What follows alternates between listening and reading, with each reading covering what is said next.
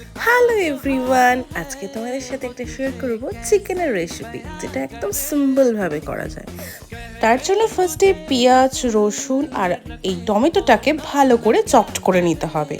তারপর গ্যাস চালিয়ে কড়ার মধ্যে সাদা তেল দিয়ে আমরা চিকেনগুলোকে ফ্রাই করে দেবো। আমি একটু নুন আর হলুদ দিয়ে ম্যারিনেট করেছিলাম চিকেনটা। দেখো আমি কীরকম ভয় পাচ্ছিলাম।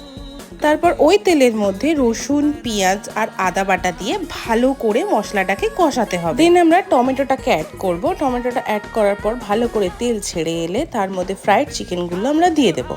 চিকেনগুলো দিয়ে ভালো করে কষিয়ে কিছুক্ষণ ঢাকা দিতে হবে। তারপর হলুদ গুঁড়ো, কাশ্মীরি লঙ্কার গুঁড়ো, জিরে আর ধনে গুঁড়োকে একটা পেস্ট বানিয়ে মাংসের সাথে মিশিয়ে অনেকক্ষণ ধরে কষাতে হবে, যতক্ষণ পর্যন্ত না তেল ছাড়ে।